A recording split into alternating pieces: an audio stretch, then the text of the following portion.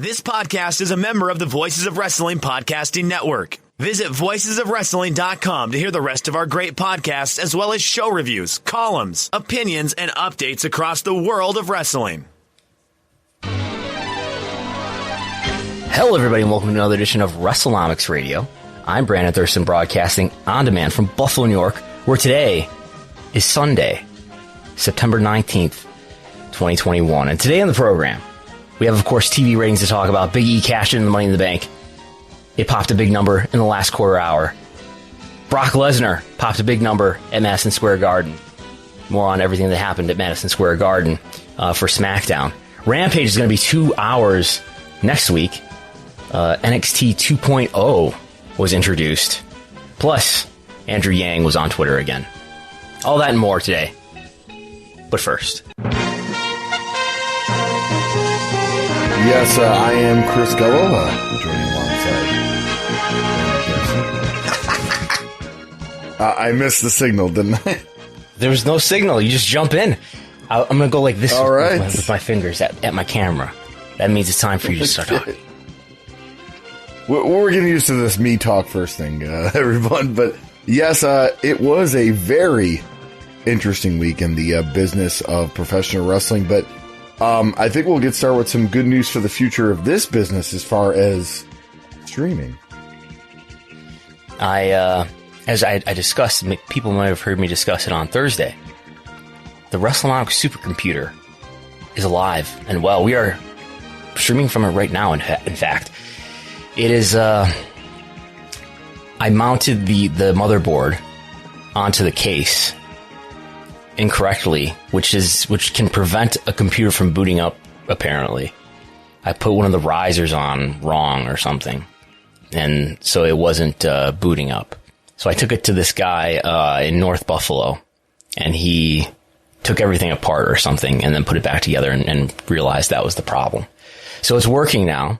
This is a pretty fast computer. This is better than what I'm used to. We're giving it a real test right now on an unlisted stream, because what usually happens, I'm usually able to stream by myself without much of a problem, but when we add another person's video stream into this, then it gets really heavy.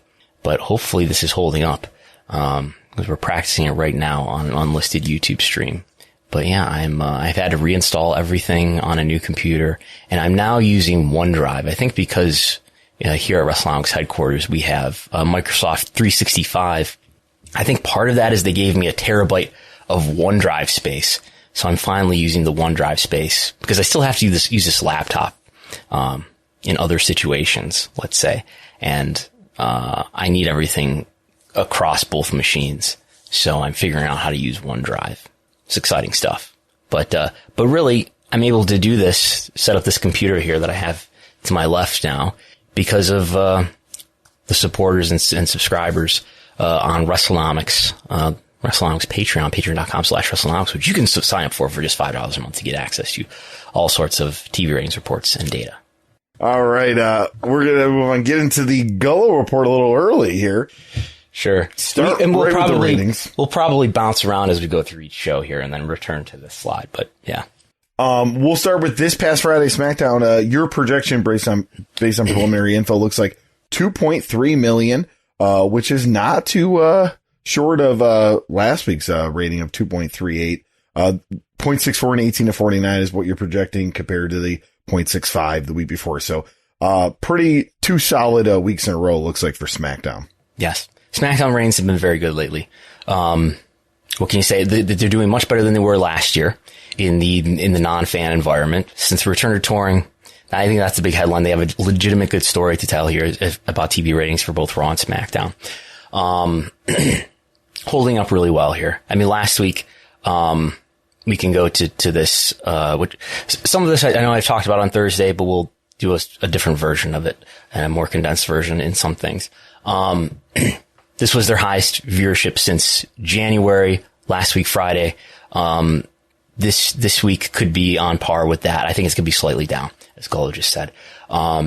So this week, I don't know off the top of my head where SmackDown, this was in Knoxville, in fact, because they had Glenn come out, and do some things. So anyway, but last week was in Madison Square Garden. Of course, that's New York City.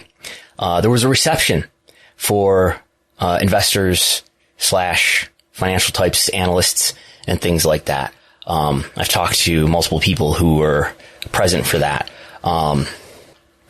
And one of the interesting things sort of coming out of that was this notion that many people heard W executives present that just in response to questions, but in response to questions about AEW nearing Raw in 1849, W executives really did say, I joked about this last week because I was starting to hear about it, but this was really the response, is that the best comparison to make is not, Wednesday and Monday. Those are different nights, as we've, it's right on with what people are saying in the replies on Twitter. Those are different nights. But Friday, get SmackDown on Friday. You got Rampage on Friday. That's the one that you should compare. Is the SmackDown on Fox from 8 to 10 to the Rampage at 10 on TNT. I wouldn't be surprised if we hear this around Halloween for the earnings call as well, if there are any AEW questions, which is not their focus as much as it is the wrestling fans' focus and maybe our focus. But anyway. Yeah, I mean, and this, the SmackDown before, in New York, obviously you had Brock Lesnar, you had Trae Young from the Atlanta Hawks, you had a little bit of star power. Obviously you mentioned the mayor, was there in Knoxville, but, kind of riding a wave, it looks like, of really SummerSlam. It just seems to be excitement after SummerSlam with Becky and Brock. Yeah, it's a return of stars, and it's the return of fans that has really had a sustained improvement to their ratings, more so than I expected. And it helps to have, certainly, it helps to have Becky Lynch back and Brock Lesnar back. Brock Lesnar will be he'll be gone again before long, and I wonder what Becky Lynch's deal is too, if she's really going to be full-time year round, or if she might come in and out, but we'll see. We'll talk about the other program that was on Friday night, but this is the September 10th rating for AEW Rampage. And that did about 670,000 with a 0.27 and 18 to 49. If you look at the week before, that did 700,000 and a 0.30. And that was the one in Cincinnati, which had a nice little hometown, finish with, Jon Moxley and Brian Pillman Jr. Mm-hmm. Yes. So you can see the comparison that I think WWE management is suggesting that you make is that, look, we're doing more than 3 times what their viewership is. And, in the demo, doing more than double. I will say this most recent Rampage, we don't know anything about what the number is going to be. We'll find out on Monday what the final is, both for SmackDown and Rampage. I did watch, I think, all of the Rampage this past Friday, and it was the show that felt most like a B show, to this point, in my view. I'm sure it'll be different this coming week. It's a 2-hour episode, and it's going to be a tape show, but at Arthur Ashe Stadium. They have a lot of matches to, they're building it up kind of like a pay-per-view in terms of what the quality of the card is. So, maybe it's justifiable. Maybe you have to do some low points and some high points, but, this notion that Rampage is not going to be a B show, I didn't feel great about that, after watching the show on Friday. It felt like a B show more so than any of the others. Kind of want to keep it about Rampage here, kind of as we're jumping around. It's going to be a 2-hour edition, this coming, Friday. It will be taped that Wednesday, at Arthur Ashe, I believe so. But, you'll have a 2-hour, and CM Punk, I believe, has a match on the show. So with that, he's wrestling Will 2 Hobbs. hours, Yep. CM Punk versus Will Hobbs, that atmosphere of the Arthur Ashe, which I imagine will be really awesome. What are your thoughts on how this is going to perform?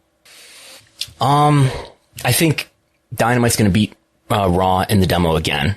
I know we haven't mentioned the Raw number yet, but we can put up on the screen that no one is watching. Raw did a 0.43 and Dynamite did a 0.44. I think Dynamite's going to beat Raw in the demo, not total viewership. Rampage, I would guess my old reliable math is to say 20%. If we do that, I think the number for that we're going to learn on Monday is going to be maybe lower than this one. This 670. This which was the lowest Rampage yet. I would lean towards guessing we're going to see an even lower point, probably still in the 600s, but lower than the 670. So let's say 670 is down to like 95% of that, which would be 636.5. So let's say it's going to be 20% higher. 763. I think that's too low, maybe. Well, it really depends on what the feeling is coming out of Dynamite. If Dynamite is this really strong show, I would think, and it's doing a little bit of a hype towards whatever's on Rampage. I think that enhances this rating. If Dynamite is really disappointing, I think it hurts this rating.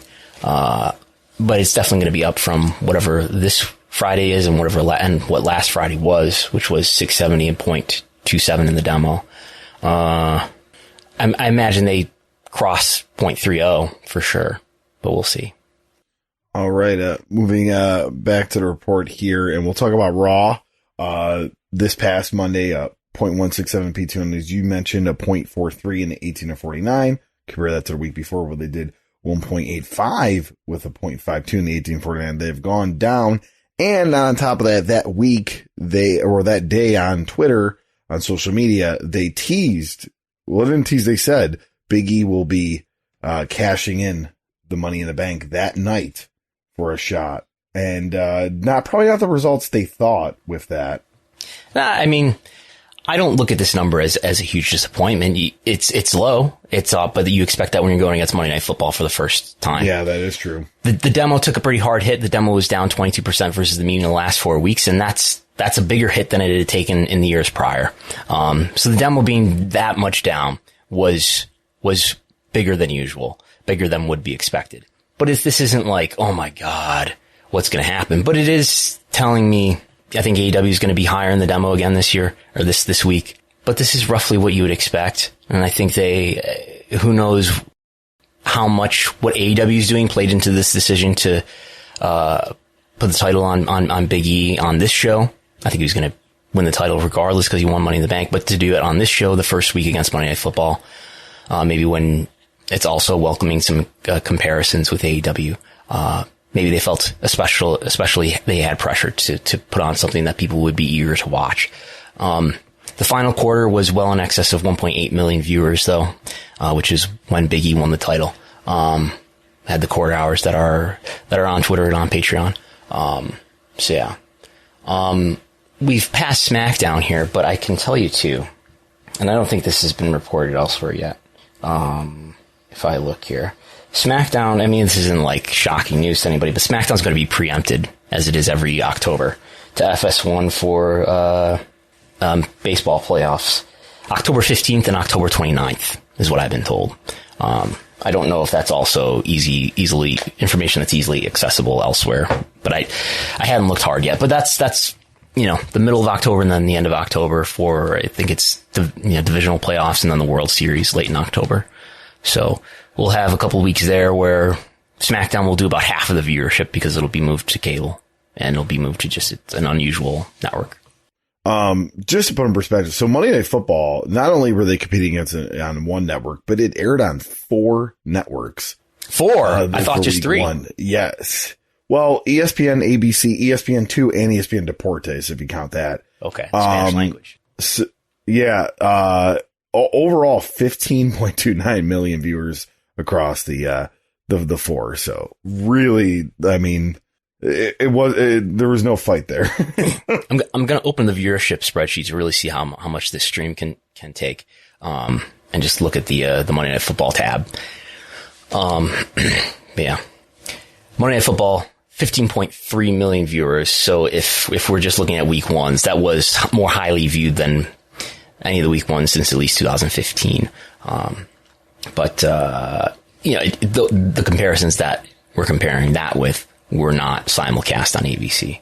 But yeah. Did you watch, any of the Peyton Manning thing on ESPN2? I did not, but, I heard people enjoyed it. The Manning and Mannings. It was both Mannings, being involved. I heard good things about it. They're very likable, the Mannings. Yes. Personalities. I have a great idea here. So NBC Universal and Fox, for that matter, have all these networks, the family of networks, not just one network. But what if they took, let's say you got SmackDown going, and you air the traditional broadcast of SmackDown on Fox, on broadcast, your wide coverage, and then, what's FS1 playing on Friday night at 8? Probably not anything that valuable, that important, that's driving viewership. What you do is take a camera, you point it at Gorilla, and just watch Vince produce this program on FS1. I would be entertained by that, at least for a few weeks.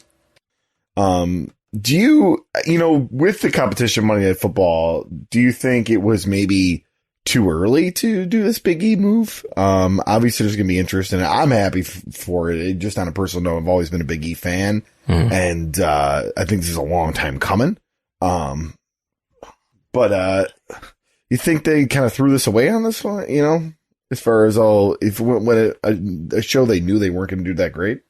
No, I think this is fine. I think it's they needed something big to go against Monday Night Football. Sure. I think as far as Big E winning the title, I think this is, a window on Big E that would have been optimal some 5 years ago. I think he's somebody who should have been pushed a long time ago and should have been built up to win the title. Maybe. I know there's a lot of others who could compete for that spot, but this is a good example of some of the problems with WWE, where you can have this big moment, and much of the response is what I just heard you say, Gullo, that everybody likes this guy, he's a great guy, and everybody's really happy for him, which I think sort of obfuscates the example of here's somebody who could have been built up and could have climbed a hierarchy that, by the way, doesn't really exist in WWE's creative environment, who could have climbed a hierarchy and finally been coronated as a champion and as a star. But, but he wasn't, because it's really hard for WWE, apparently, for some reason, to plan and execute long-term storylines. And I think the Money in the Bank device itself is something that I think Joe Lanza said this earlier on this podcast network. It's a device that it attracts many of their worst creative habits in terms of not making long-term plans, not building up things to happen before they happen. I think it makes the title less valuable too, in terms of it more so makes wrestling, it makes this, whatever the game is in WWE, I know they're not a wrestling company, but whatever the game is in WWE, it's less so about who's the best wrestler or competitor, and more so just this sort of weird game of strategy, rather than like who's the valuable best wrestler who's got this title. It makes the title, in my view, and I think economically significantly, it makes the title more of just this sort of MacGuffin rather than this meaningful symbol. All right.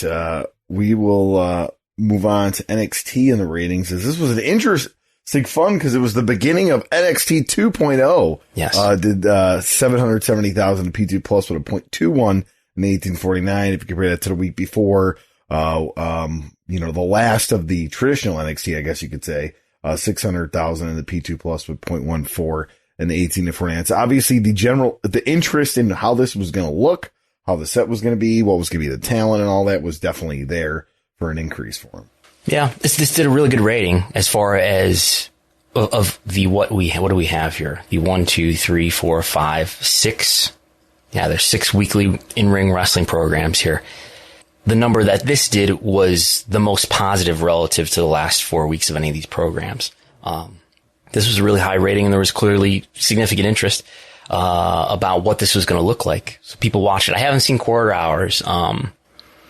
I was curious to see quarter hours, but I couldn't find them. But this did a really good number. Now, to what degree are people going to continue to tune in is a big question. I think there's some morbid curiosity here too, as far as I think there's a type of fan. I can't tell you how significant they are, but there's a type of fan that came to know NXT as this strong alternative wrestling brand and are now worried about how it's going to turn out. So the question is, how did they feel about what they saw on Wednesday night? Are they going to tune in next week to see what else is going on? Because I think some of the curiosity was not just about excitement and positive feelings, but about what are they going to do to this brand that I've grown an affinity for, or maybe lost some of my affinity for over the last year or two. But I've grown an affinity for it, and it's become a meaningful, valuable brand in my eyes. So what's it going to be like going forward? does the change from Triple H's NXT, which, by the way, I'm curious to see how this plays out politically. As far as is Triple H really going to be the driving creative force in this brand moving forward, or is it going to be Bruce Pritchard or someone else? That's totally unclear to me. And obviously, Paul Levesque, Triple H, just had a medical issue, as far as he had some sort of heart issue that they put a press release out about. So he's recovering from that. I think Meltzer reported that the talent is allowed to call Triple H, but not to talk about business. They can only wish him well. So call him, but don't talk about business. But yeah, is this going to be a program now with its colors and its tall people and its different direction that people are going to continue to want to watch? Or is it by becoming something that's more about being developmental than it is about putting on somebody's notion of great wrestling? Is that going to mean that the content isn't as attractive to viewers on the widest scale? I guess my view is the wrestling fan who loved NXT for being this great wrestling brand with great matches or great stories or whatever. I think there's a wide audience that is sort of not discerning of that. There will be some people, though, who, see this kind of for what it is or for whatever it actually becomes and tunes it out. So I guess I think this is still going to do an audience. But I don't see it doing better viewership than it had been doing over the last few months, which was disappointing because they haven't had AEW to go against yet. Viewership has been lower. I think that's because the product had not been that good. And I think Triple H wished him well in his health, but I think he had become burnt out as a booker, or maybe there had become, too many chefs in the kitchen, or something was happening there that was resulting in a product that was not as good and it did not attract an audience as well. I don't see this creative vision as a enhancement, but maybe it serves their purposes better as far as developing talent that Vince will actually like. I guess there's that. There are larger issues, though, notwithstanding. So I want to bring up a couple things with this and your thoughts on it. First off, I think the vibe and the feel of it was very late 80s, early 90s as far as the set and the colors and, the big guys and that. So part of me was like, maybe they're just part of me is maybe they're just going all in on this 50 plus, P2, 50 plus, demographic. But then, you got 3 second generation wrestlers debut and you don't mention a single one of their real last name as far as, or at least the last name of their fathers, which I found very interesting. But then you got a character named Tony D'Angelo has a vignette who, amateur wrestler UB apparently. Oh, really? University of Buffalo. That's what he said in the vignette. I haven't really looked deep down in it, but, and he said he said University of Buffalo. University of Buffalo. Wow. Yeah. And I realized there was no money in amateur wrestling, and being from a family of business, he mentioned that the business was waste management and other waste management and restaurants and all that. Sopranos prequel coming out, by the way. Oh, go ahead. I had a character very similar to Tony D'Angelo. I was a man by the name of Tony Vanzetti when I first started on the independents as a manager. And I retired that character because I'm like, this character doesn't fly anymore in this modern day world.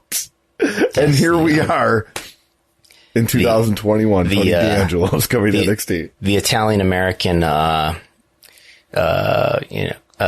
cultural association, is going to come after you. Sopranos prequel coming out, by the way. Have you seen that? I've seen the previews for it. Also, too, that Netflix Untold about the minor league hockey team that had a lot of mafia ties is getting a lot of buzz as well. You laugh, but it's all over social media. There was this guy who was, a mafia guy who owned a waste management business, bought his 17-year-old son a minor league hockey team. And they went and got fighters and just guys, they literally signed the one guy out of prison. And for 2 seasons, they took this minor league by storm, rowdy crowd, rowdy fans, all that. And, where was this? It ended because This was in Connecticut. It was in Danbury, Connecticut. And then, this all ended because, the father of the son who really owned the team, went to jail for, almost a decade. Okay. What was I going to say? Speaking of mafia ties, for some reason, this week earlier, I started Googling, about Buffalo area, mafia ties and things like that. And like, what's the history of the mob in the local Buffalo area? Now totally unrelated to that. Have you ever had Lenova pizza? Yes. And I know where you're going with this. No. I know nothing about this. But for some reason, I just thought of Lenova pizza. Yeah, that's interesting. So anyway, but about, I know people are talking about, the Rick Steiner son, whatever they renamed him to on short order. It's almost as if WWE and there's this Vince driven motivation to make things more difficult for themselves, even though they know it's going to be more difficult. It's like, we can't just have him use the Rex Steiner name, which is what his name was going to be, at least for a minute. And what did they, Braun Breaker, Braun, B-R-O-N Breaker. Now, he had a singlet, a Rick Steiner singlet, like Rick Steiner style singlet he wore. So like, it kills me. Like, you're going to dress him up like his dad, but you're not going to mention his dad or say he's a Steiner. Well, I mean, they named Charlotte just Charlotte for years before they put Charlotte Flair on her name. I don't know. I bet it'll be Braun Steiner in like 2 years. Or just Braun, maybe. One or the other. But yeah, I just think there's all these instances where, I mean, like, I think 3 Hour Raw has been described that way, and maybe that's what's making me think of this. In that, and obviously having a third hour of Raw has a direct effect on revenue, positively. But it's as if there's a Vince vision that doesn't want things to be too easy, that doesn't want to accentuate the positives and hide the negatives. It's like, we have to see if they can sink or swim in the jungle and survive. It's almost like metaphorical or poetic. Like, he loves the second generation wrestlers who, are the descendants of people from the past. And then he doesn't want to necessarily help people succeed as much as like, see if they can do it on their own in this sort of ethical, egoist, libertarian way. It's an amazing thing to just observe over the years here in wrestling. It's one of the things that, if you watch the sort of the story around wrestling rather than the stories that are on wrestling TV that are just so fascinating. Like, what is this man doing? You could make this kid, into more of a star this way, but it seems as if we want to see what he can do. Or I'm sure maybe it's just a matter of somebody like Bruce Pritchard saying, well, we don't want him to have to. You can imagine the mental gymnastics of, well, then everybody's going to be thinking about his dad instead of him. And it makes kind of logical sense when you put it that way. But wrestling, one of the things that I'm starting to realize, or maybe a good way to explain it, is, yeah, logic is super important, and logic to an extent matters to an audience. But the Venn diagram of logic and emotion is not a perfect circle. There's an overlap there in terms of there are things that matter to logic that matter to people's emotions as an audience. But it's just an overlap. It's not a complete overlap. And there's what I see a lot of times in wrestling and people doing mental gymnastics is where somebody uses logic in a perfectly sound way, but in doing so, makes something less over and less able to succeed, because they can come up with an argument that, hey, well, we don't want to make him Rex Steiner because everybody's going to think of Rick Steiner, and then, hey, we don't want to put that on him, but that's a stupid idea. You should make him Rex Steiner because it'll make him more of a star, more marketable. But anyway. Well, I just kind of want to add on to that. So do you think that Vince's, way of thinking is that if it works once, everybody should be able to do it. And if you don't do it, it's your fault. And I mean by that is I think Roman Reigns is the gold standard. They didn't give him a last name of Onaway and all that. They called him Roman Reigns, but he's a very rarity compared to, you look at people like Manu, Jesse, from Jesse and Festus, Curtis Axel, guys that really didn't use their fathers last names and really, I mean, Curtis Axel had a long career, but he wasn't a big star. He just wasn't. Is it just Vince like, oh, well, it worked once, it should always work. If it doesn't, it's your fault. Do you think that's how he thinks? Because that's how I'm thinking. If I were to psychoanalyze, I think maybe it's related to some of the reasons why we've heard that Vince has to call Rey Mysterio, not Rey Mysterio Jr. He doesn't like this Junior thing. And people called him Junior because of Vince, quote unquote, Senior, even though they have different middle names. So they're not legally Senior and Junior. I think there's a layered relationship he has with generational success or generational jobs, in that, I don't know, he likes it when people are second generation, but he doesn't want you to necessarily take everything from your dad. You have to work for it yourself. I think there's something like that happening. Yeah, because he's always made the deal that he's VKM and not, it's in J. Yeah, it's in your genetics. That makes a lot. But nothing's handed to you. You earn everything. I had this conversation with a friend about this, and the only one that really got me was the Braun Breaker Rex Steiner thing, because I just think that's a given, especially you put him out there in a singlet very similar to what his dad would wear. But I didn't hate changing Wayne Bloom's kid's his name, or even changing the name of Bull Buchanan's kid, because it's not like they were like earth-shattering stars, and I can understand the thought behind that. And my friend said, no, it's all stupid. They own the tape libraries to all these guys' footage. It's just a given. Like, you have tape footage of Bull Buchanan, anything significant he did in a career. You have tape footage of everything Wayne Bloom did significant in his career. Like, why not use that to your advantage? Well, I think it's for the reasons I just mentioned, and people trying to serve his interests. That is Vince's proclivities, which is he likes it that like you're genetically, whatever. And there's something about the genetically superior phrase that they would have Charlotte use, and the genetic jackhammer. He likes it. There's like some sort of like Darwinian handing it down through the generations that he loves, but he also is a huge libertarian and doesn't want anybody to have anything handed to them, and believes that you have to manifest everything through your own free will and hard work. Which is kind of the story and confusion of his life as somebody who is the descendant of a very successful wrestling promoter, but grew up in a trailer park. And he would like a version of his life story to be told that, he emerged from a trailer park, had nothing, and worked for all of it. And let's forget the fact that he had the opportunity to be that wrestling promoter handed to him by his dad. He wants you to remember that there was a balloon loan payment, that he had to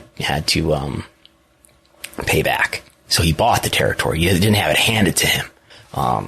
Even though, to be in the position that he was in was only because, he had to not be a fuck up to let his dad give him that opportunity.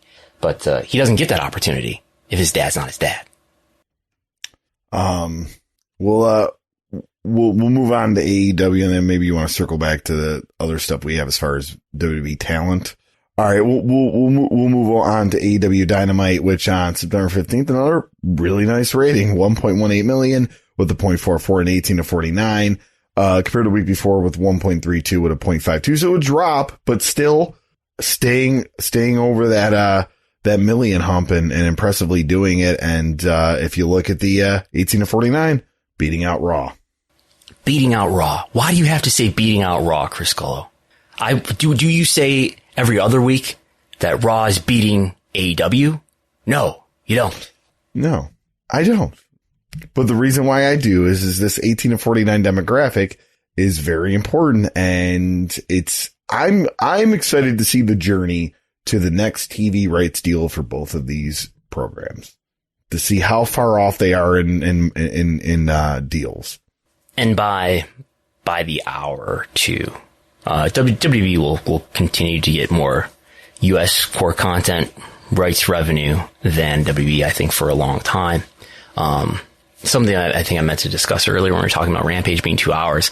I don't know what AEW's goals are or strategy is, but I have to think that the strategy eventually is to make Rampage into a 2-hour show.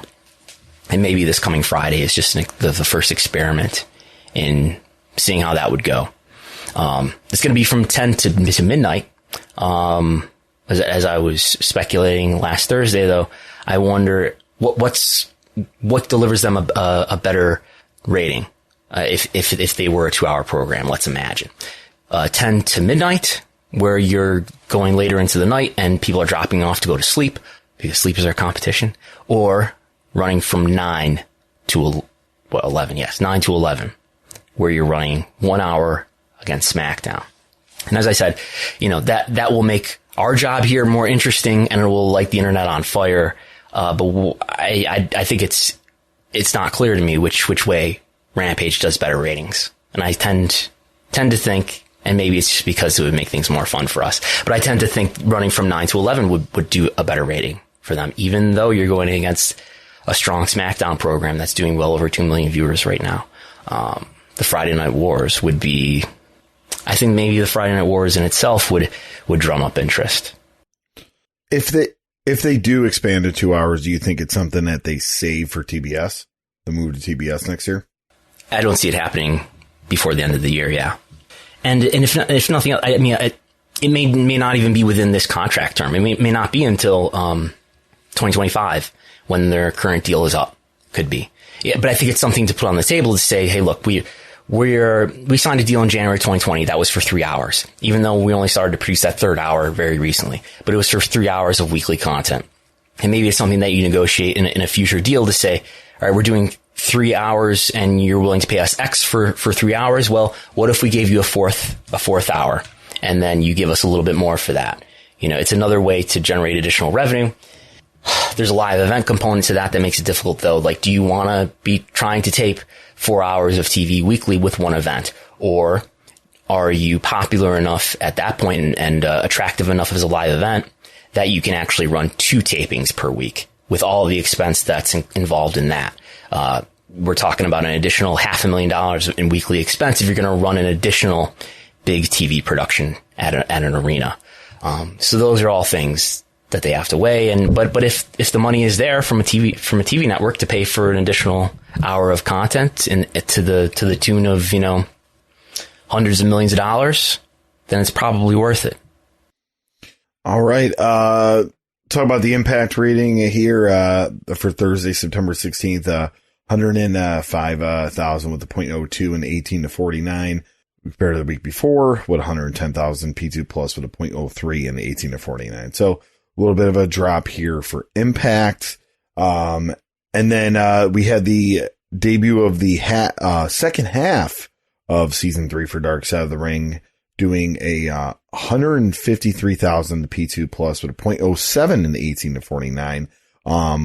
You do have a comparison to the finale of the first half of the season, which did 240,000 with a 0.11. So, not as an impressive rating as where they ended the first half of the season, but, the backlash of this episode has, probably affected the business more than any other episode of Dark Side of the Ring. Yeah. In a modern context. Yeah. Yeah. But real quick about the rating. For Impact, this is not a good rating. The second half of their show was going against Darkseid. And it seems when they go against Darkseid, I haven't sat down and tried to do math on this, but it seems when they go against Darkseid, there is a negative effect. Not a great rating for a Darkseid episode either. It was by a slim margin the least viewed live to same day rating they've done yet. All that said, they were going against Thursday Night Football, which was not on ESPN, but it was on the NFL Network, and that did, I think it was 7.7 million viewers. So that's a big rating, right?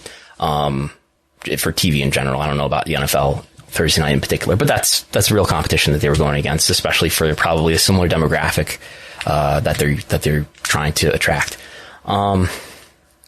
But yes, this Plane Ride from Hell episode immediately resulted in, Car Shield suspending their sponsorship of the Ric Flair commercials and an immediate suspension, of Tommy Dreamer from Impact. And Tommy Dreamer is not only a performer for Impact, but is a member of their creative team as well. Tommy Dreamer just inexplicably defending Ric Flair, who is, alleged by, what is her name? The flight attendant Doyle? Is it Bonnie Doyle? Heidi Doyle. Heidi Doyle, who's alleged to have been cornered in the airplane by Ric Flair, trying to get her to touch him while he's wearing nothing but a robe. So Tommy Dreamer's. I've watched the episode. Have you watched the episode? I have, and I follow with social media backlash not on both those individuals, but as well as Scott Hall and Brock Lesnar and Dustin Rhodes to a certain extent as well. Terry Reynolds says in the documentary that she was sexually harassed. I forget what the details are, by Brock Lesnar on an earlier show. He has exposed himself to her or something on a show around that time. This is May 2002 is when the plane ride from hell happens, which is if people don't know, it's a flight coming back home from a European tour that they chartered a plane. JR is a talking head throughout this, as the person who's basically supervising this. He takes a lot of the responsibility. But yeah, it's, just incredibly stupid on the part of Tommy Dreamer he had nothing to gain by doing what he did in that documentary. It's mind blowing. Not only, to be defending, somebody's alleged sexual assault. All right. And then, real quick, as I always bring it up, heels. Yes. The heels rating. Are you still watching heels? I am still watching heels. Yes.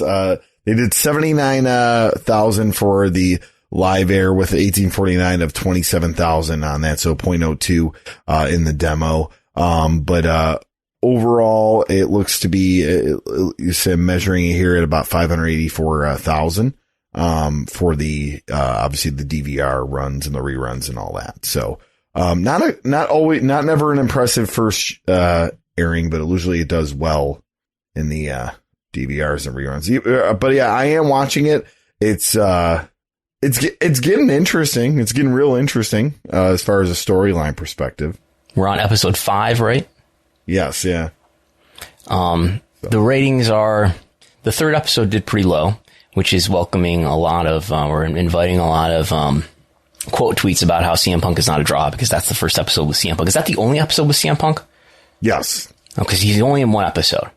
Ricky Rabies. Yep. He was a one shot to pop the territory.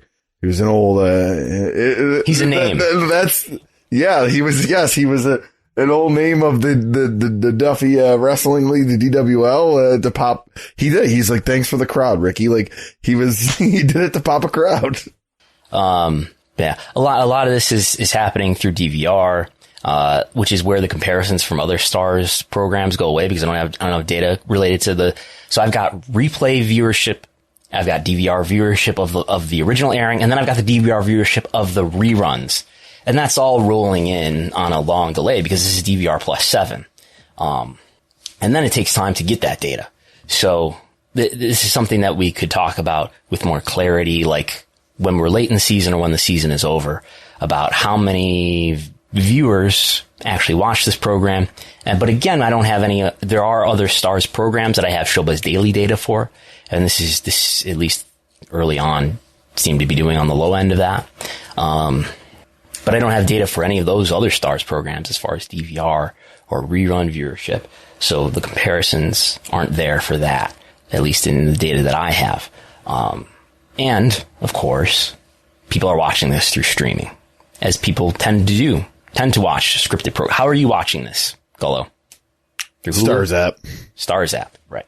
So you're not being recorded in the data that we're talking about, at least. I don't know if you are being recorded through, or could be recorded through Nielsen. They're trying to cover everything now, right? But we don't know what the streaming numbers are.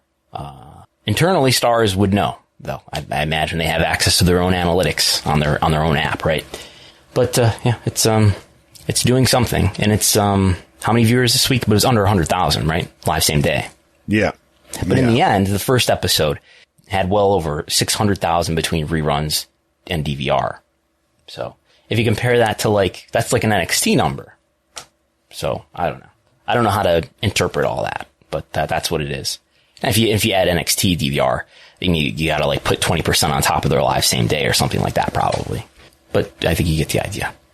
We'll head back to the WWE and want to talk about Gabe Stevenson, the Olympic gold medal wrestler, signing with WWE. And this is impressive because it's historic in the aspect of they're definitely utilizing the new NCAA rules as far as being able to be a college athlete, but also receive money to be a brand ambassador, sponsor, commercials, all that, as he will be wrestling this year for the University of Minnesota to try to win that national championship while being paid by WWE.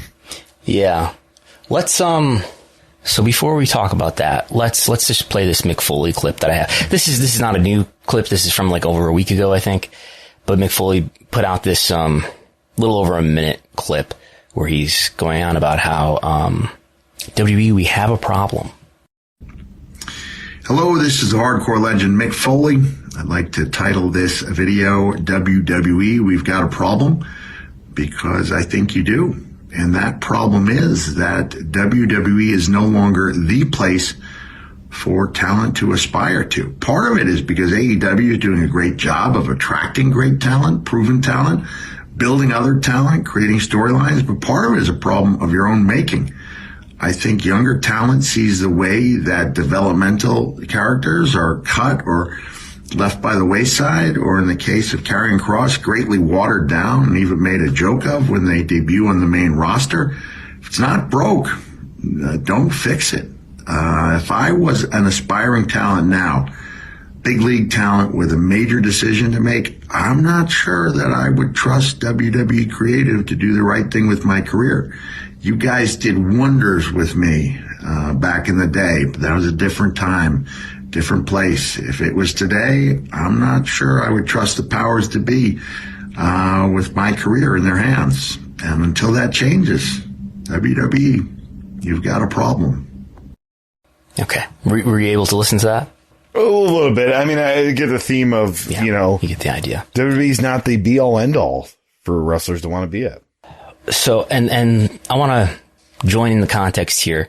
Vince's comment on July 31st, the most recent WWE earnings call, which was on Q2, and where he says, and we're not going to play the clip, I'm just going to read what he said, that where I think the context was he was being asked about AEW, and this is the time where he says that they're not competition in the way that WCW was, of course, because Ted Turner was trying to get him, but he also mentioned sort of offhandedly, because I think the notion of Punk going to AEW was being brought up. And he says, I'm not so sure what their investments are as far as their talent. He's referring to AEW, as far as talent is concerned, but perhaps we can give them some more, which is a really, I feel sort of ridiculous that we're trying to unpack such a small sentence. This is not some grand statement or speech that he gave, but this is just one sentence, and we're trying to read quite a bit into this, right? But on the other hand, we get so little, in terms of what Vince really thinks. He speaks publicly so little. But is there insight we can get from this? And that, it's almost a doubling down. It, along with some other moves that they've made recently, hints to me that it's a doubling down. All the talent that they're cutting even people like Braun Strowman and Bray Wyatt. I don't think Braun Strowman is going to AEW. I don't know if Bray Wyatt is or not. I'm thinking too about what Nick Khan said to Ariel Helwani about indie wrestlers, if you will. They're glad if people move on, that's fine by them, which is just great corporate speak to make it sound like they're doing somebody a favor by cutting them. But in some cases they are, right? As far as I think their careers go. Maybe Ruby Soho, now as she's known, was one of those who's basically said publicly that she's glad that she was cut. I think what we're seeing happen is this, bifurcating. It's Chris Harrington word, bifurcating. Of two, maybe wrestling audiences, definitely two different creative visions of what their product is. WWE not even willing to accept that they're in the wrestling business. AEW embracing that they're in the wrestling business. And I think we're seeing, certainly though, okay, yes, those visions are very different. They have different visions of what they do creatively. And they have different visions of what talent they value. that they kind of already did in the first place.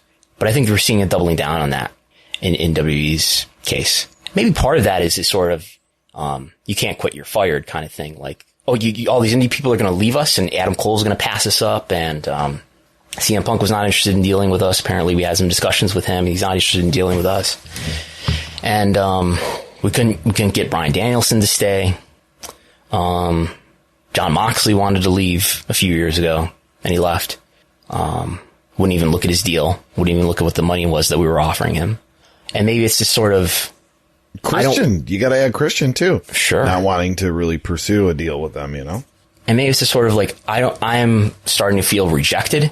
So rather than allow people to reject me, I'm going to preemptively reject them. And I think we're seeing maybe the next step is, we've got a Fightful reporting, at least, that deals are coming up around the end of the year for 3 other wrestlers, Kevin Owens, Sami Zayn, and Johnny Gargano, who I would guess are not going to re-sign with this company when their deals are up. And these are 3 wrestlers who were big-time indie wrestlers before they came to WWE.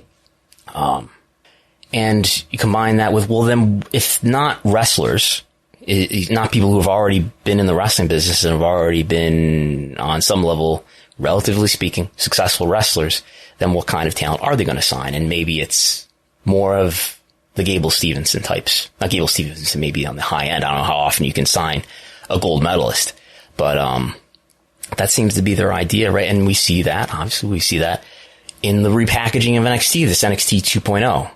Something that's not focusing so much. Now, they just put the title on Tommaso Ciampa, who's a big indie wrestler.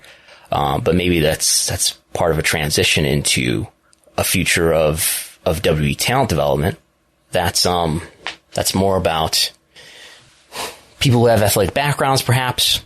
I mean, especially on the women's side, maybe they're fitness models, but not necessarily, independent wrestlers. And I know Triple H, at the Las Vegas tryout said that, it's not a negative if they have indie experience. I'm not so sure, and I'm sure Triple H feels that way. It's evident over the last several years through what NXT has put out that Paul Levesque has a different creative vision for what, even on the widest scale, not just like this NXT niche, as if it's this niche that can't have a wide appeal. It appears to me that Paul Levesque has a very different vision than Vince McMahon about what pro wrestling can be creatively.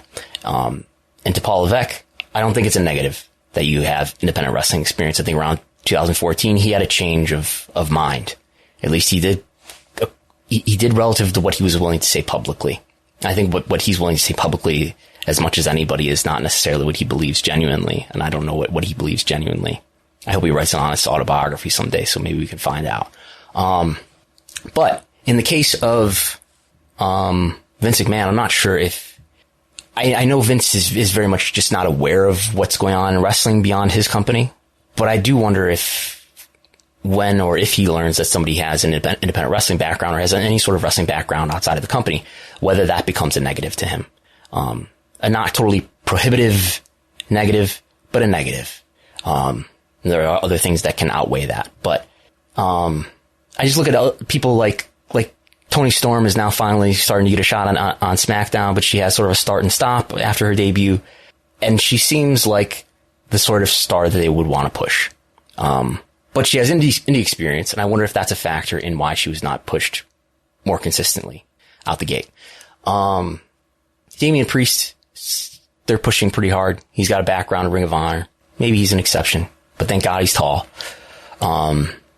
And I think they do, and this is one thing we can say in WWE's favor here, and I think they do value diversity of people from a variety of backgrounds. That's something that AEW needs to work on, and in terms of having stars who are not just white guys, as much as, you got CM Punk, that's a big deal. You got Bryan Danielson and Adam Cole, and this is a huge deal for the company. But in the future, I think they really have to look at building people from more diverse backgrounds.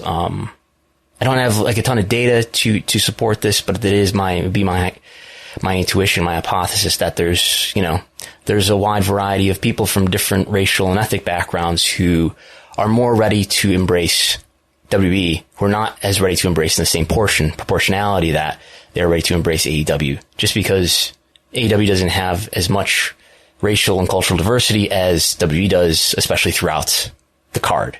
But anyway, I guess what I'm getting to there is, Damien Priest, I think they're more willing to push him too, because maybe he appeals to Hispanic Americans too, or Hispanics generally throughout the globe. But yeah, I think there is, my point finally though, I guess, is, I think for Vince, it's along the lines of the things that we used to hear him say about people who have been in WCW, and Goldberg was one of those, and obviously he's still working with Goldberg now at however old he is, in his 50s. But there was, a belief among hardcore wrestling fans, based on reporting, for whatever it's worth, that Vince was not as eager to embrace Goldberg, at least early on when he started working with him in 2003 or 4, because he was a creation of another company. He wasn't his creation, and I think there's sort of a parental kind of, well, you're not my kid, favoritism or lack of favoritism, towards the people who he sees as his creations and the people who he sees as having gained some notoriety outside of his world and creative world. And that's totally unfair to the talent, and it's unfair to WWE as a business. But that's how it works in this company. All right. Kind of moving on to some Google web search statistics that you have found for us here, Brandon. Yeah. I put this in here because I thought it would be a segue to something that I would talk about, but just showing the Google web search for W is down over the years. And I'm looking at this in month-over-month comparisons, and it's continuing to trend downward, with August being at a relative value of 23, whereas the year before, in August, it was at a relative value of 27. Whereas AEW had its biggest year for, this is global, worldwide web search yet, with a relative value of 76 compared to last year, it was at a 34. There is no month on the calendar in AEW's existence that was as big for them in terms of Google web search as was August 2021. May, not 2019, the month that they ran their first show, Double or Nothing, before they were on TNT, is the peak before the most recently finished month of August. It was at a relative value of 63. This most recent month again at a relative value of 76. And, you can imagine the reasons why. CM Punk debuted All Out was in September, right? Yes, Labor Day. It was September 5th, yeah. So whatever searches were immediately before and after All Out are not included in this. But there's the Punk story, and then I think there's a speculation that Bryan Danielson would move over or whatever, right? But I see September being pretty strong for them too, but we'll see. I mean, Google web search is Google web search. It's not money, but I think it's a representation of mindshare. It's a representation of what people are thinking about.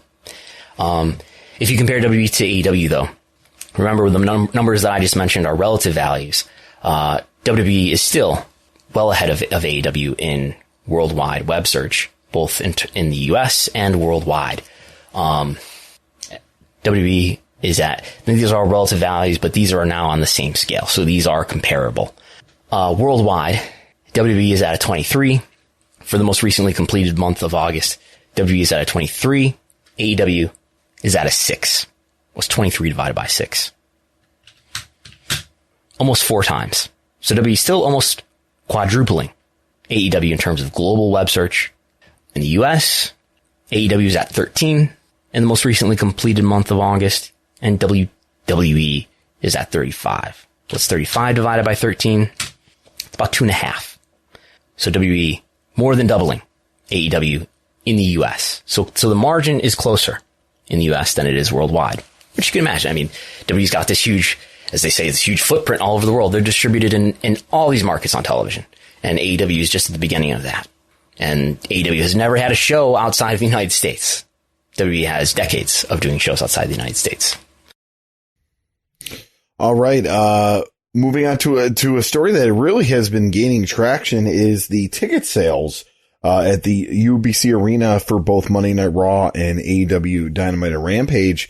As of right now, and our good friends at WrestleTix.com have supported this or supplied this info, we have 2,365 tickets out for the November 29th Raw in comparison to 6,167 tickets out for the Dynamite and Rampage on Wednesday, December 8th. I understand. I haven't seen the tweets myself, but I understand there are people having feelings about this. Again, over 6,000 tickets out for AEW. Gullo has abandoned his post. I don't know where he went. I think he's going to the bathroom, or maybe he's quitting. So the same building. I'll say the numbers again in a second. Same building, same venue. This is a new venue for the New York Islanders in Long Island. Raw is November 29th. AEW Dynamite and a Rampage taping same night is, where's the date? December 8th. So these are shows that are a little over a week apart. Tickets for AEW did go on sale first by a few days, but now tickets have both been on sale for a number of days. I'm not sure what the on sale date was. Oh, on sale date for AEW was September 10th. So those tickets have been on sale for 9 days now. The tickets for Raw have been on sale for a little less than 9 days. But AEW's got over 6,000 tickets out for this venue. Raw, for the same venue, has got just over 2,300 tickets out for this venue. So AEW's got more than double the number of tickets out at this point. I don't know. I'm sure the gap will be closed as time goes on. I think there's an urgency among AEW fans more so to get tickets early in the process. And I think there's less of an urgency among WWE ticket buyers to get those tickets early on. Chris Gullo is back. He has returned. I don't know where he went. He just walked off the show, but he's back. I sent something in the chat. Oh, did you? I don't have it open. Okay. Yes. But I think the gap will be closed here as these dates draw nearer. But we might have our first instance of an AEW show. And this is as comparable as it gets. Same venue. You know, AEW's been running a lot of sort of college sports venues, whereas WWE's been running, you know, the big professional sports venues. This is a professional sports venue. This is the New York Islanders' new arena. And this is just over a week apart. So this is about as comparable as it gets. So we'll see what happens. Again, I think the gap will get narrower. And I imagine there'll be more ticket sales towards the end of this process for Raw than for AEW. But it doesn't look that great for this comparison in terms of WWE. And, are there any other comparisons quite like this in terms of AEW and WWE having run in the same market up to this point? There are, but there aren't great comparisons. What we've got is a lot of Dynamite comparisons against, house shows, which, by the way, all of which have, in these comparisons, we got a W house show doing a higher attendance than a Dynamite in Charlotte, in Milwaukee. Those two. So again, W house show in Charlotte outdrew a Dynamite in Charlotte. W house show in Milwaukee outdrew a Dynamite in Milwaukee. And then we've got some Raws and SmackDowns against Dynamite. We've got Dallas, which is a similar market to Garland. They're about 20 minutes away. That was the first Raw, was in Dallas, back on the road. That outdrew the Garland taping that Dynamite did by a few thousand. The first SmackDown was in Houston. Dynamite was also ran in Houston early in their return to touring. This is the first SmackDown did 14,000 tickets out, sold out. That was a big deal. So more than, what is that? That's more than quadrupling or more than tripling probably whatever, AEW did, which was 4,500. And then there's another Raw in Miami, and there has been a Dynamite in Miami. The Raw did 6,400, about 6,500, and the Dynamite did about 3,700. So the margins are all in W's favor up to this point. I mean, some of these comparisons are advantageous to WWE, at least the first Raw and first SmackDown one are. But on the other hand, you've got house shows in Charlotte and Milwaukee that outdrew Dynamite in those same markets. So there's that. And we do have numbers here as far as Raw, SmackDown, the Super Shows, and Dynamite, with tickets distributed from really the beginning of allowing fans back in to the arenas to where we're at right now. If you want to kind of allude on that further. Yeah. I'm sort of surprised that there's only this few events. I'm missing all of July here for AEW for some reason. That's weird. Okay. But anyway, so I don't want to analyze the AEW. The AEW bar graph appears to be growing, but for some reason I'm missing the July dates. I guess I saw someone allude to the notion that AEW or WWE ticket sales were softening. Now, obviously, in the case of Long Island, there's an unfavorable comparison there for Long Island WWE versus AEW. But are we seeing ticket sales soften for WWE over time here since the return to touring? Not definitively. I've got Raw separated, I've got SmackDown separated, and I've got the Super Shows separated. They're starting to do these sort of non-Super Show house shows as well, but we don't have enough of those for I feel to be worthwhile to put them in their own chart. Obviously the first Raws and the first SmackDowns did really well, did really strongly. And it's been down from there, but they're still doing okay. I mean, they were just in Madison Square Garden, did 13,000, did a huge gate. They just did Boston for Raw, over 8,000. Now it's not knocking it out of the park, but that's pretty good. We'll see what happens over time. Obviously, different markets are going to perform differently. Little Rock, Arkansas is not going to do as well as Boston. Different sized markets. What will be interesting and where I think, the data that we're getting from WrestleTix will become even more valuable is over time, WrestleTix is going to produce so much data. WrestleTix has only been doing this for, since the return to touring. As the data collects and builds up here, we've never had data like this to look at with this much reliability, or at least not in a long time. Maybe since Dave was reporting what seemed to be really accurate numbers in the Observer. But these are not ticket sales, but these are tickets distributed. So it's giving us a really strongly correlated, set of data relative to what's being sold. My point is, what we're going to see over time is we're going to be able to look at when they come around the loop again, 6 months from now, a year from now, when they're in Houston again, when they're in Boston again, when they're in all these towns again, we'll be able to look at these market to market comparisons. Now, what we should keep in mind is that, there is a seasonal effect to ticket sales, or we should at least expect one. Ticket sales at the end of the year, around the holiday time, do really well. Ticket sales in Q1, around the build to WrestleMania, roughly from the Royal Rumble to WrestleMania time, those tickets tend to sell better. So keeping those caveats in mind, we're going to have some really interesting comparisons to look at over time, assuming WrestleTix continues to collect this data, which is this great service. And WrestleTix has a Patreon that people can sign up for to get this data in their inbox. Yeah, I'm fascinated to look at this data as we go forward and see, it won't be that informative to look at like Houston, which was the first SmackDown, to the next time they go to Houston. I'm sure it'll be down, or maybe, I imagine it'll be down. But to look at, say if they do a Raw, in Boston again around the same time of the year, is it up or down? That's more of a like to like comparison when you can look at the same event type. And if it's even in the same part of the year, I think that will be quite meaningful. And likewise for AEW too. Is there the next, obviously they're going to Miami again already. They didn't do well in Miami and they're going back there already. But it'll be interesting to look at. It's interesting how I gotta put a dollar in the interesting jar, but Dynamite seems to be running a lot of the same markets. I mean, think about how many times they've run Chicago just in the last month. They're running the New York area again with this Long Island show. It's not that far of a drive from, The Rock in Newark to the UBS Arena to Arthur Ashe. I'm sure the traffic is terrible, but these aren't terribly far drives apart, right? So, and there's a lot of, what would AEW even do on the West Coast? We have no idea. No idea. What would AEW do in Toronto? Probably really well. Obviously there's complications from COVID that might make that difficult right now, and obviously there's business for them to do in the UK and perhaps other markets, but those are probably the most immediate ones.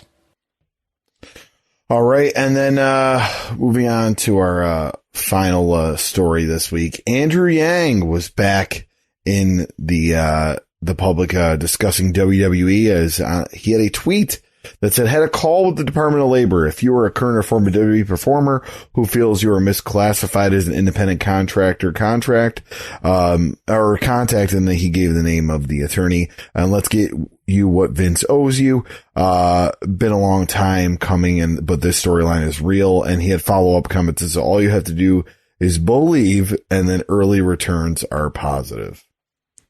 Yeah, I wonder if he, Is that an indication that, like, Bo Dallas is involved in this? Why would he use that phrase? I mean, here's a guy that was left home on, left off TV for 2 years, but couldn't work anywhere else and just had to collect his downside, and that was it.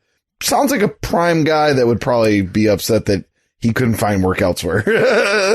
Yeah, maybe. And he doesn't have a brother there, I guess, anymore, or a dad there that are working there that he feels like he has to protect. I don't know. I'm looking up the lawyer. So apparently I can't find the original tweet here. Let's see this with his handles right here, though. LKMIDD, right?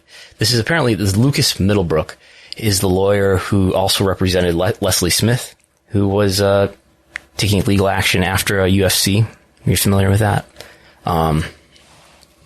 Yeah, so I don't know. We'll see how this goes. I mean, Andrew Yang had been calling out Vince months ago about the notion that he was going to go after them over the independent contractor employee issue.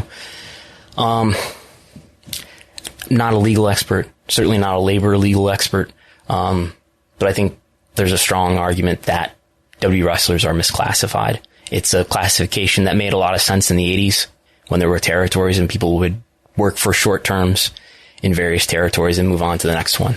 But I think WWE has a lot of control over there and exudes a lot of control over their wrestlers. AEW, they're using independent contractors too.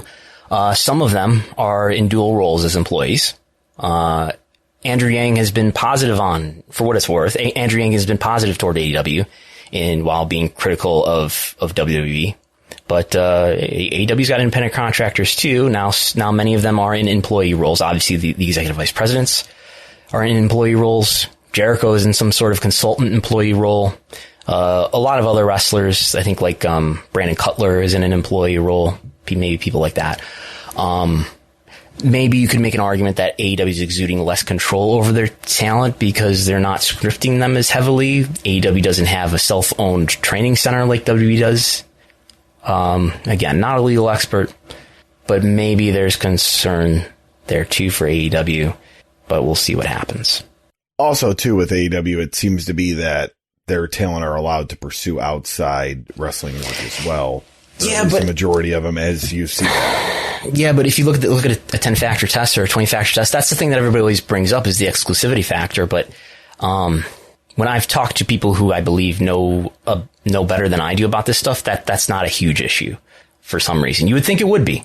Yeah. And yet, AEW wrestlers can work the indies, and you never see WWE wrestlers allowed to do that. But I've been told by people who I trust are smarter than me about this stuff that that's not as big of a deal as you think it would be. It's the control that they have and the preponderance of control that they have in terms of do they train you? Do they tell you what to do and where to be? To what degree do they tell you what to do? Do they hand you a script, or do they just let you do your own thing? Yeah, we've had discussions in the past on this podcast that people may have remembered where we've gone through the 20-factor test and sort of eyeballed it as far as, does that sound like a W wrestler or not, you know? And I find that, you know, it's, if you go through a 20-factor test, and remember, the condition is not like you're exclusively contracted. The condition is, my understanding, is the condition is a preponderance of the 10 or the 20 factors, however you're measuring it. And when I've sat down and with my layman brain, I've said, well, it sounds like a little bit more than half of the factors are weighed towards employee rather than independent contractors. It's not a super, super obvious case, but I think a reasonable person would conclude that, yeah, these are employees more so than they are contractors. All right. With that is the week in the business of professional wrestling. I'll just start with my plugs. Of course, Chris Gello on Twitter, Instagram, and Facebook. My other podcast, RTI Pod, will actually be recording part 2 of the NWA from 2007 to 2017, the NWA title, this week. So look for that the week after, as we'll be debuting that. And, also always hit our social media for the This Day in Independent Wrestling History, where we give an independent wrestling history fact almost daily. Some days I missed, I'll be honest with you, but almost daily, at RTI Pod on Twitter and, Rediscovering the Indies on Instagram and Facebook. You can subscribe to the Wrestlenomics YouTube channel every Thursday. I think I've done like 5 of these now, so this sounds like a habit now. I've picked up the habit. Every Thursday 5:30 p.m. Eastern, whatever that is in your time zone. You can Google it. 5:30 p.m. Eastern every Thursday. Live TV ratings talk. That's just after the AEW Dynamite number comes out. It's about an hour and a half later. AEW Dynamite number comes out about 4 p.m. Eastern. I do a live stream about 90 minutes later, once I've had a little bit of time to put the numbers together. And we talk for, 30 to 60 minutes about all of the numbers in a great deal of depth, and it's a video, so there's a lot of visual aids happening there. And that's been fun. So you can go to the Wrestlenomics YouTube channel and subscribe, and you can get the notifications for when those streams are happening.